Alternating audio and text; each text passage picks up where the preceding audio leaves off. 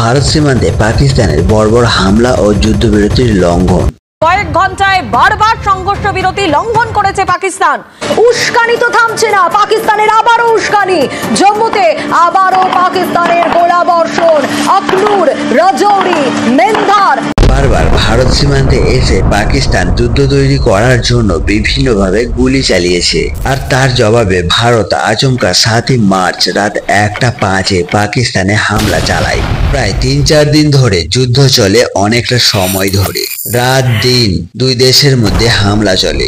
গুলি ও মিসাইলে পাকিস্তানের বিভিন্ন জায়গায় প্রচন্ডভাবে ক্ষতি হয়। পাকিস্তান নিজেদেরকে ভারতের হামলা থেকে রক্ষার জন্য যুদ্ধ বন্ধ করার অনুরোধ জানায়। পাকিস্তানকে ভারতের তরফ থেকে 48 ঘন্টা যুদ্ধ বন্ধের ঘোষণা দেয়া হয়।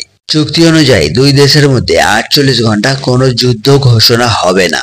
আর এই সুযোগেই পাকিস্তান গাদ্দারের মতো ভারতের 9টি জায়গায় আক্রমণ করে। পাকিস্তান বেছে বেছে জম্মু কাশ্মীর, রাজস্থান, ফিরোজপুর, পাঠানকোট, আরএসপুরা সেক্টর, শ্রীনগর, পাঞ্জাব, রামবান, গুজরাট বিভিন্ন জায়গায় পাকিস্তানি গাদ্দার হামলা চালিয়েছে। এই ঘটনায় আরএসপুরা সেক্টরে একজন বিএসএফ সাব ইন্সপেক্টর মোহাম্মদ ইমতিয়াজের পাকিস্তানি গুলিতে মৃত্যু হয় এবং আরো 7 জন আহত হয়। তাদেরকে তৎক্ষণাৎ হাসপাতালে ভর্তি করা হয়। ভারতের মা বোনেদের স্মৃতির সিঁদুর রক্ষার জন্য ভারতের হাজারো হিন্দু মুসলিম সৈন্যরা যুদ্ধ করছে বীর সাহস নিয়ে। তবে পাকিস্তান যে যুদ্ধবিরতি লঙ্ঘন করলো তার জন্য ভারত কি পদক্ষেপ নেয় সেটা আমাদের অবশ্যই লক্ষ্য থাকবে। পরবর্তী কি হতে চলেছে সেটা জানার জন্য আমাদের চ্যানেলের সঙ্গে আপনারা যুক্ত থাকুন। আমরা অবশ্যই আপনাদেরকে জানাবো এর পরের পদক্ষেপ কি হতে চলেছে।